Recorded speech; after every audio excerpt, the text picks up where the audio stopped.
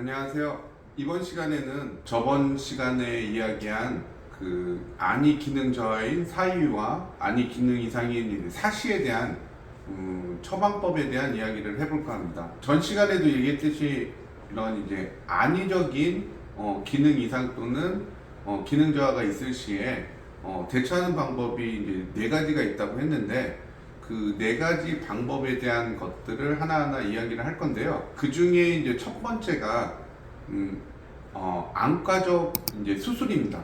이제 외과적 수술이죠. 소위 이제 사시 수술이라고 하는데 이 부분은 사실 이제 사위랑은 상관이 없고요. 사시인 경우에만 해당이 됩니다.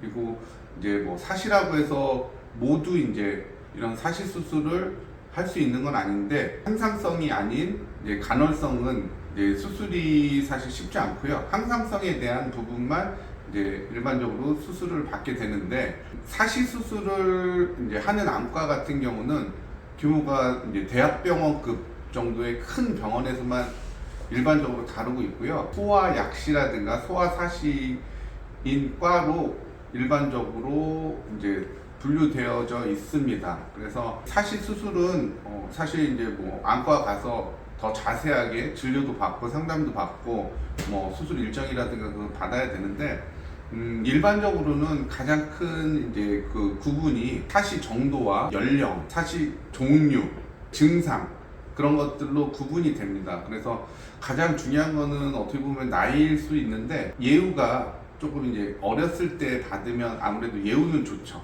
그런데 단점으로는 안구 성장이 끝나지 않았기 때문에 사시 수술을 그 이후에 한 번 또는 두 번 뭐 그렇게 더 받을 수 있다는 게 이제 단점인데 예후는 좋습니다. 그리고 일반적으로 수술을 한 후에는 한 달 정도에 조금 주의해야 되고 조심해야 되는 기간이 필요하고요. 외과적 수술이다 보니까 특히나 이제 부모님 입장에서 굉장히 이제 걱정을 많이 하는데 최근에는 그 정확도도 좋아졌고 수술적인 기법도 좋아졌기 때문에 많은 걱정을 안 해도 된다고 생각을 합니다. 그리고 저희 이제 안경원에서는 그쪽 부분에 대해서는 특별히 이제 다룰 이제 이야기는 없고요. 그 사시 수술을 한 이후에 안경을 벗거나 그런 건 아니니까 도수적인 거는 남아있기 때문에 또는 그리고 안이적인 것도 사실 조금 이제 남아있는 경우들이 일반적입니다. 외과적 수술은 그렇고요. 그 다음 이제 안경원에서 가장 많이 다루게 되는 두 번째 처방이 이제 프리즘 렌즈 처방입니다. 요거는 뭐냐면 안이적인 거는 말씀드린 대로 보이는 이제 뭐 선명도라든가 덜 보이고 그런 문제가 아니라 이제 초점을 잡는 데 있어서 조금 이제 그게 원활하게 안 되거나 또는 그걸 장시간 유지를 못 한다든가 유지를 하면서도 뭐 힘이 들어가서 피곤하거나 뭐 이제 그런 증상 때문에 나타나는 거다 보니까 이런 이제 안이적인 이제 부족한 부분을 도와주는 게 이제 프리즘 렌즈라고 보시면 됩니다. 결론적으로는 이 망막에서 전 시간에도 얘기했지만 중심화라고 해서 시력이 잘 나오는 이제 망막 중에 핵심 부분이 있습니다. 시력을 담당하는. 그런데 그 부위에서 벗어나서 이제 자꾸 상이 맺다 보니까 요거를 벗어났을 시에 이제 렌즈를 통해서 인위적으로 중심화에 이제 맺히게 해주는 역할을 하는 건데 이 프리즘 렌즈를 처방하는 경우는 일부 사시에서도 처방을 하고요. 그리고 대부분의 사위에 대해서 이제 처방을 하기도 하고요. 또는 이제 뒤에서 얘기할 비주얼 트레이닝을 하는 도구로서도 사용을 합니다. 예, 그래서 이제 프리즘 렌즈는 뭐 일반 분들 중에는 조금 생소하게 들릴 수도 있지만 말 그대로 이제 어렸을 때 과학 시간에 배운 이제 프리즘 원리랑 똑같습니다. 한쪽이 좀 두껍고 한쪽이 얇고 그래서 빛을 이제 기저방향 두꺼운 쪽으로 이제 꺾어주는 원리의 형태의 렌즈를 말합니다. 그리고 요거는 사실은 뭐 아주 특수하다는 개념은 아니고요. 안경 렌즈 자체가 프리즘으로 이렇게 연결돼서 만들어진 거기 때문에 그게 조금 더 부각된 렌즈라고 보시면 되고 옵션으로 추가가 된다고 보시면 됩니다. 그런데 이제 특징으로는 좀 전에 말한 대로 이제 빛을 꺾어주는 역할을 하다 보니까 한쪽 부분, 그걸 이제 기저라고 하거든요. 근데 그 한쪽 부분이 좀 두꺼워지게 됩니다. 그래서 이제 그 사위의 종류에 따라서 그게 외사이냐, 내사이냐, 뭐 상하사이냐, 회선사이냐에 따라서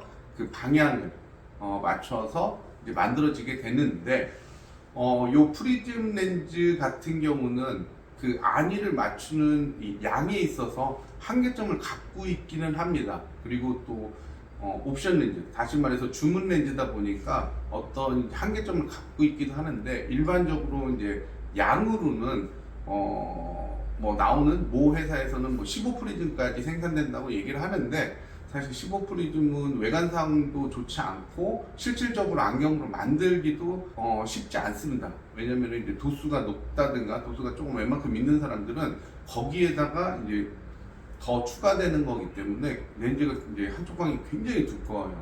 네, 그래서 이제 보통 일반적으로 10 프리즘 이내에 한해서 어떤 처방이 필요할 때 보통 처방을 하게 되고요.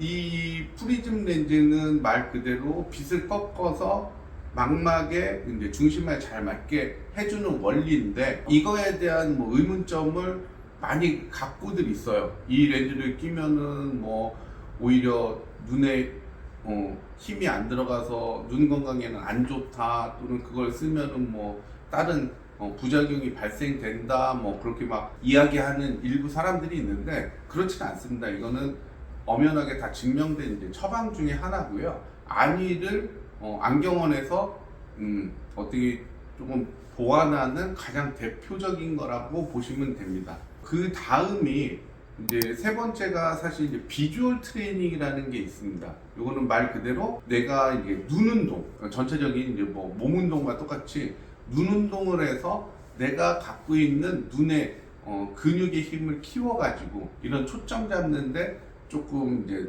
도움이 되게끔, 또는 문제가 있는 것들을 해결하고자 하는 이제 눈 운동 훈련법인데, 이것도 하나의 처방입니다. 문자라든가 어떤 사물을 보면서 훈련하는 방법도 있고요. 대부분은 이제 어떤 도구가 필요하죠. 또는 이제 뭐 눈앞에다 대는 뭐 렌즈라든가 어떤 뭐 기구라든가 그런 거를 사용해 가지고 눈 운동을 하는 겁니다.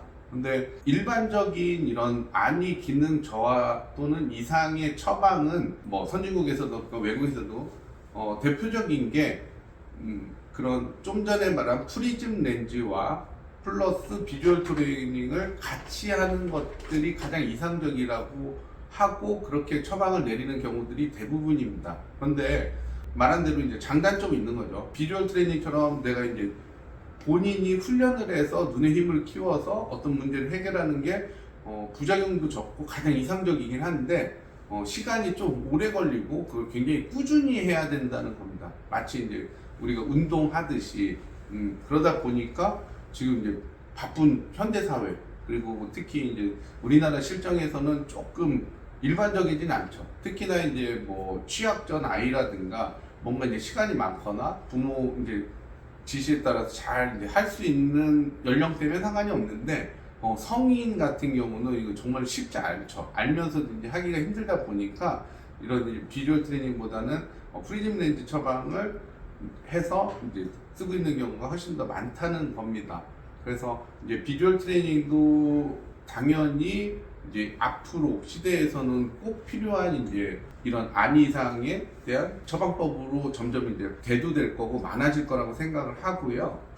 마지막으로 이제 네 번째는 요 안경 도수, 순수하게 우리가 말하는 디옵터라고 하는 도수적인 것들을 인위적으로 좀 조정을 해서 이제 처방하는 방법이 있는데, 요거는 사실 조금 한계점이 많습니다. 많은 이유가 인위적으로 처방하다 보니까 도수를 내가 써야 될 것보다 낮춰서 쓰거나 올려서 써야 되는 이제 첫 번째 이제 문제점이 있어요. 그건 이제 필요에 의해서 쓰기는 하지만 그걸로 인해서 조금 과하게 되면 보이는 거에 대한 불편들이 생길 수 있다라는 거.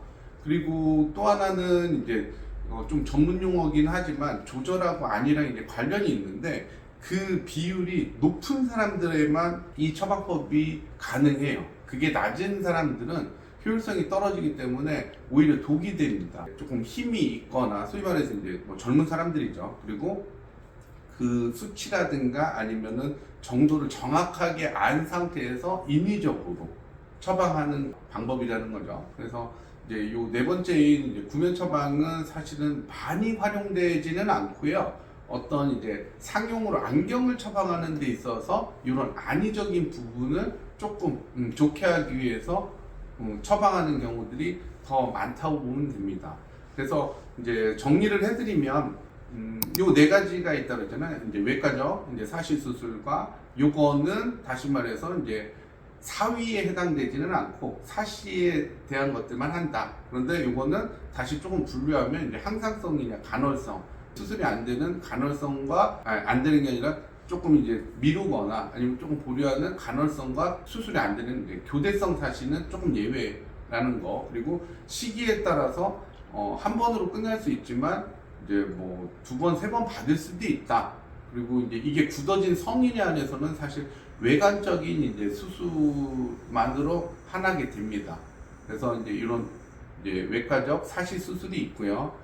두 번째, 세 번째, 네 번째는 안경원에서 이제 처방하는 것들이고 대처하는 방법인데 그 대표적인 가장 많이 하고 이제 안경 렌즈에 안경으로 이제 처방하다 보니까 이제 프리즘 렌즈라는 거. 그래서 요것도 이제 조금 한계점이 있습니다.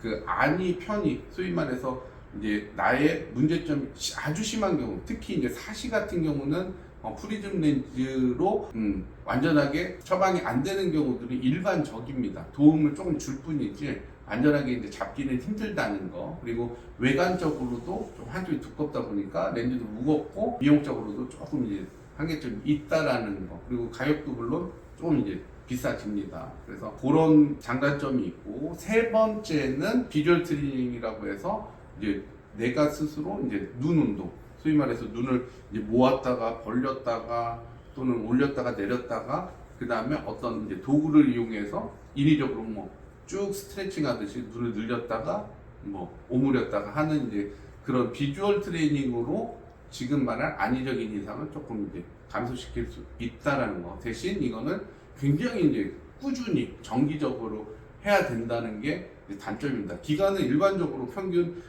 2년 정도를 이야기합니다. 그리고 네 번째는 인위적으로 이제 도수 조정을 해서 이런 이제 안의적인 거에 조금 도움이 될 수 있도록 도수적인 조정을 인한 이제 안의 기능 저하에 도움이 되는 처방법이라고 할 수 있는 거죠. 그런데 이거는 이제 힘이 있는, 소위 말해서 이제 ACV가 높은 경우에만 해당이 되고, 이거를 무리하게 하거나 또는 정확하게 판단을 하지 못해서 하면 오히려 독이 될 수 있다. 보이는 부분이라든가 실제로 이런 안의적인 부분을 잘 잡으려다가 다른 문제가 생길 수 있다는 이제 단점이 있습니다. 그래서 요 안의적인 거, 우리가 말한 이제 전 시간에 말한 굴절 안의 조절이 있는데, 안의도 우리 시생활을 하는 데 있어서 세 가지 요소 중에 한 부분이고 다 연관이 된다고 그랬잖아요. 그래서 또 요것도 우리 보는 데 있어서 굉장히 중요한 역할을 합니다. 그런데 일반적인 분들은 이제 특별하게 그런 검사를 받아봤거나 또는 받은 후에도 이제 그걸 정확하게 이제 뭐 설명이라든가 어떤 이야기를 못 들었을 경우에는 그냥 간과하고 넘어갈 수 있는 건데, 내가 뭐를 보는데 뭔가 이렇게 안경을 맞춰도 초점 잡는 게 원하지 않거나 아니면 뭔가 뭐 2% 부족한 것 같다. 그리고 나 항상 뭐 보는데 뭐 힘을 주고 본다든가 조금 보고 있으면 막 피곤하고 뿌해지고 심지어는 이제 머리 아프고 또는 뭐 한쪽으로만 보는 경향이 든다든가, 그리고 또는 이제 거리감이라든가 입체감이 좀 떨어진다든가, 여러 가지 이제 증상들이 있다고 그랬잖아요. 그런 것들을 경험 또는 그런 증상이 있다면 한 번쯤 그런 안의 검사를 받아보는 것을 추천드리고자 합니다.